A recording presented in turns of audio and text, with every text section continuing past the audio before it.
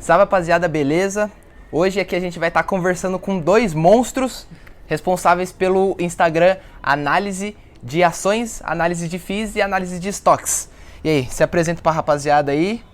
Olá pessoal, meu nome é Marcílio, a gente que produz conteúdo lá no Análise de Ações, Análise de FIIs, e estamos aí também começando com Análise de Estoques. E é isso. Você? Eu sou o Marjoel, a gente tá junto aí no Análise de Ações, Análise de FIIs, Análise de Estoques.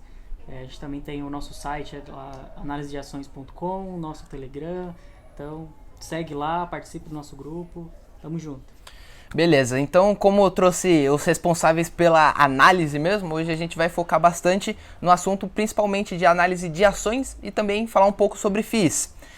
Eu particularmente, eu gosto de entrar bastante no site do RI das empresas, entender o perfil corporativo da empresa, para depois eu gosto de olhar primeiro a DRE para ver se tem algum lucro líquido, resultado ali, qual que são as margens principalmente. Daí eu queria saber de vocês aí qual que é o primeiro ponto que vocês olham para analisar a primeira empresa.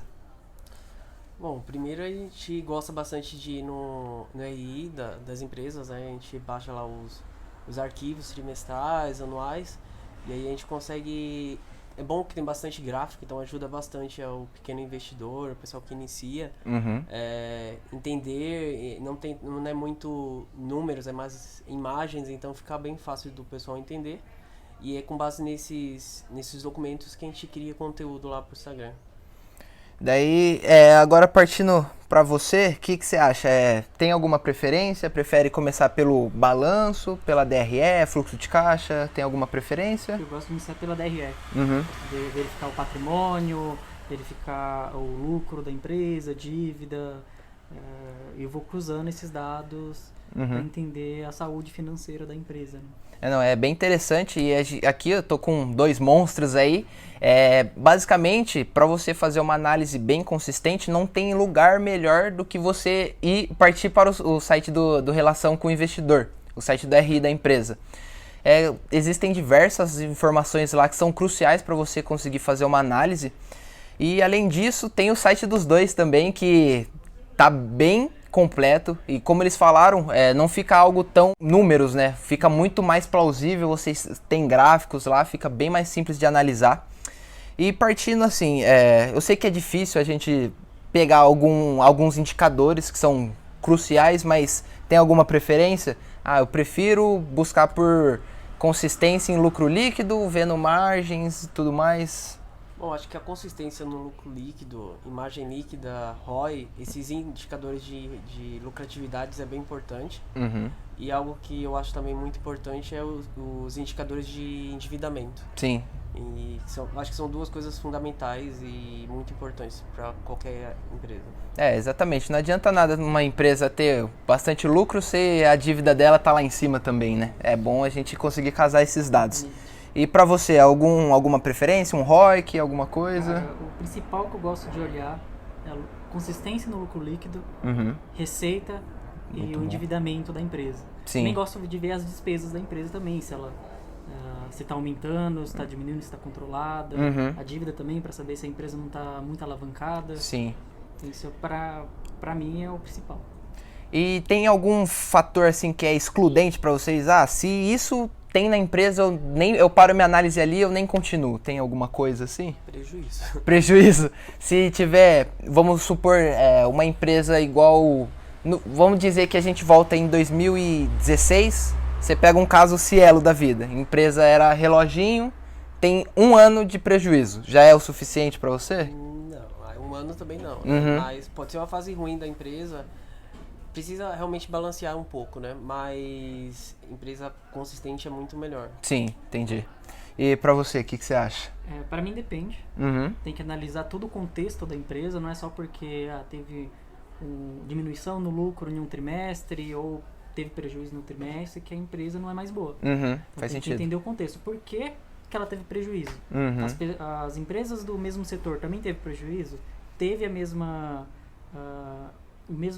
questão que essa aqui teve prejuízo, a outra também teve? Sim. Então tem que balancear muito, verificar o porquê e acompanhar a empresa de fato, né? Sim. É que eu vejo muita gente, né, que segue uma filosofia bem centrada, assim, se é ON eu não entro, tem que ser, na verdade, se é ON eu entro, se for PN ou Unity eu nem entro. Vocês têm alguma coisa assim? Eu prefiro ainda. Mas o fato, vamos dizer, você excluiria uma Itaúsa da vida simplesmente por ser PN? Não, acho que depende muito, tudo depende, tudo na verdade, depende, né? Depende da empresa, você analisar qual que é o risco daquela empresa, né? Uhum. Quanto maior o risco, se você pegar PN, o risco Sim. pode ser até maior, né? Uhum. Então, Pra você tem algum ponto assim a ser levado? Realmente, preferência é ON, Uhum. mas tem boas empresas que têm PN e nem por causa disso deixa de ser uma boa empresa ou o investimento deixa de ser válido nela. Uhum. Eu particularmente, eu gosto de excluir bastante empresas que não têm tag along, mesmo se for preferencial, mas um exemplo até a Klabin, que eu fiz análise aqui no canal semana retrasada, ela tem a mesma disposição, tanto a ON e a PN, tirando a parte do voto societário, né? A PN tem a mesmo tag along e tudo mais, isso daí já é algo que eu levo bastante em consideração, mas um exemplo é a Shoes. A Shoes é uma empresa até legal, tá dentro do meu círculo de competência, só que o tag along que não existe me deixa bem preocupado e eu nem entro, basicamente, por não ter tag along. São empresas que não são tão grandes, né? Se entrar uma empresa maior, internacional ou algo, ela pode comprar e você fica com as suas ações abanando, né? Que até foi algo que aconteceu com a Ambev alguns anos atrás, né? Veio a Embev de fora, quem tinha PN se lascou. Daí surgiu até a famosa frase do Jorge Paulo Lemann, né? Que você compra... Você tá achando que você tá comprando uma Ferrari quando você compra uma PN, mas na verdade você tá levando um Uno. E em relação a FIIs, vocês têm alguma preferência, assim? Eu busco sempre por vacância próxima de zero, alguma preferência, assim? eu prefiro analisar bastante os imóveis do FIIs, né? Uhum. Não é porque ele está com a vacância próxima de zero, tá com muita vacância, que eu vou escolher aquele. Uhum. Então verifico a região dos imóveis, se é multi-inquilino, multi-imóvel, se é multi-região também. Sim. Verifico também os inquilinos, se são diversificados também. Se pegar um FI, que todos os inquilinos são do setor financeiro, pode ser que dê um pouco ruim aí se ter uma crise no setor financeiro e essas empresas começar a ter inadimplência, ir à falência, etc. Então, se tiver os inquilinos diversificados, regiões diversificadas, e se a região for bem visada, para mim é o melhor cenário. Sim. Um exemplo até de quão importante é você ter inquilinos diversificados foi o XP Macaé, né? XP Macaé era um prédio imenso que era todo da Petrobras, se não me engano, e a Petrobras quebrou o contrato, não renovou, ficou com a vacância de 100%, algo que tinha uma vacância de zero, historicamente, né? Então aí você tem que entender o quão frágil é o FII.